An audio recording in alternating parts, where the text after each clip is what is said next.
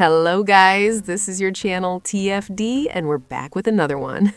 And man, it looks like Sophie Cunningham is back in the headlines after revealing some interesting things about Caitlin Clark. And when I say interesting, I mean eye-opening.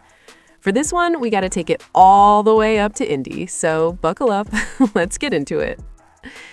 Now, let's be real for a second. One of the players that fans absolutely fell in love with during the 2025 season was Sophie Cunningham. She didn't just show up to play basketball. She showed up with an edge, with attitude, with that don't try me energy. She even earned herself the nickname the Enforcer, especially during that rookie season when Caitlin Clark was catching nonstop hate and unnecessary shots, cheap shots, messy shots, clown behavior all around. We can't talk about this without bringing up the Kennedy Carter situation and a few other moments where things got messy. Real messy. Sophie saw all of that and said, nah, not on my watch. From game one, she was standing on business. Physical, aggressive, fearless. She made it clear nobody was getting a free pass when it came to CC. And honestly, that energy shifted things. It paid off in a big way. Now, with the WNBA going through negotiations and uncertainty, we don't fully know if Sophie will be back with the Indiana Fever next season. That part is still up in the air, and you already know how messy this league can get when contracts start flying around. But one thing that's crystal clear, her support for Caitlin Clark hasn't changed at all, not even a little bit. In a recent interview, Sophie had a lot to say about CC, showing nothing but respect and loyalty, 10 toes down. And in just a moment, we're going to get into exactly what she said. Stay locked in. But I want to talk about this article right here. It's been reported that WNBA star Sophie Cunningham revealed Caitlin Clark's true character off the court, and she actually described her as a normal, everyday human. Now, I know a lot of people probably feel like Caitlin Clark and many other celebrities are superheroes or something, but a lot of times, man, people are just super normal. The article goes on to say, Indiana Fever star Sophie Cunningham is pulling back the curtain on teammate Caitlin Clark's off-the-court personality, describing her as a normal human and a big old dork. It's also been reported that she went on to say this. First of all, I think she's such a normal human, Sophie Cunningham stated on Wednesday, February 25th, during a recent podcast appearance. She continued by saying, she truly loves the ball, you know what I mean? But my favorite story, I don't even know if I have a favorite story, she's just a big old dork. She went on to explain that overall, you kind of go into it not knowing what to expect. She's a generational player. She carries that attention and pressure so well, especially at such a young age. Now, like I said before, Sophie Cunningham was on a podcast where she spoke very highly about Caitlin Clark. And man, I want to play some of that podcast here with you guys. This one kind of slipped through the cracks because I didn't even realize Sophie had done this interview. But it was a dope interview, man. Let's get into it. It's funny because all these people are like, oh, what was your signing bonus? And I was like, signing bonus? I got a hat that said WNBA draft. I was like, in a freaking t-shirt. And I was like, I didn't get shit. And so the first thing I bought, I don't know, McDonald's, giving it back to my roots because that's what I could afford. I don't know. So nothing. I didn't buy anything. Well, I mean, there's nothing wrong with that. Big old Big Mac. Maybe I got a little bit of extra sauce on the side. Who knows? What I do love, though, when you think about the WNBA, you are a big advocate for it. I mean, yeah. I do think you have more to give beyond just, like, true being on the court playing ball. For sure. Like, you love the WNBA. I do. I'm really thankful of the people who came before us. I think it's important to give them their flowers.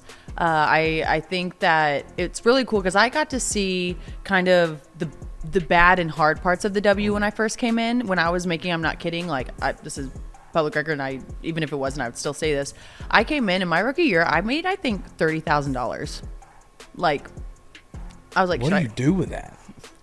Nothing. What do you mean? Like, you put some in the 401k and then you live off the rest of it. I don't know. Like, you buy gas. You're not buying Louis Vuittons, I'll tell you that. And so I was like, do I need to go back to school? Like, I was like, I cannot live like this. You know what I mean? I'm like, what am I doing? And so I really saw the hardships of it, of traveling commercial and staying in not the greatest hotels and really just not being treated like a professional athlete. And then now you really see where this league can truly go. And that is so motivating. And I want to continue to push it to its limits. But my biggest thing is like protecting women's sports. Like let us females, first of all, be females and be able to compete at the highest level and show people our skill. And if you put it on TV, people will watch. And I think that our league has blown up around the world, like not even just here in the country, but around the world. And it's a good time to be in the WNBA. I would agree with that. I mean, you got some athletes over there playing. Yep. And you seem to, and I'm curious where it comes from, like you play with this chip on your shoulder too. I mean, when you're out there, like you're a bulldog. I don't know if I'm a bulldog, because I think when I'm in between the lines, I just turn it on. Like I love to compete. And my mom is 5'11", my aunt is 6'3", my sister's 6'1", too. Our grandma was tall. We just have a tall family who have really strong women. And honestly, being 6'1" and like 160 pounds is not always easy. It's not, because like you're bigger than everyone. I've always been bigger than everyone. But I just always had them in my corner of like, you know what, you sticking out like this is going to be your biggest superpower. And so I just always had so much confidence in my dad and my uncles and my grandma. Like they always instilled confidence into us. And I think that is so huge. And so when I was out there, it's like, it's okay to work hard and sweat and put someone on their ass, and like go have fun doing it. And you do that. And I do that. And I just have done that from a young age. And I just, a lot of people, they find what brings them alive and they feel like, that's their purpose. That's my purpose. Like I love playing ball. That's where I feel most alive and I have the most fun doing it. So I don't know. You're a great teammate. You stick up for your teammates too when they get in trouble, like, hey, if we need somebody to knock somebody over or something. My biggest thing is I think a lot of people, especially in competition, everyone has a mouth, right? Okay, but do something about it then. And I don't think a lot of people are willing to do something about it. And I'm one of those people who will. And so sometimes. Sure. I mean, do you know how much fines you've like racked up over your W? 20. Oh no. Well, this past season, 23,000. 23,000 in fines just this one season. Mainly it's because I was talking about the refs too much. Yeah. But other ones, no, it was mainly talking about the refs is why I got fined that much. I mean, if you take that back to your rookie year, I mean, that would have been I'm screwed. That's okay. Hey, we play a game on this show, okay? Okay. So yeah, that was Sophie Cunningham keeping it all the way real about not just Caitlin Clark, but about the grind, the struggle, and the growth of the WNBA as a whole.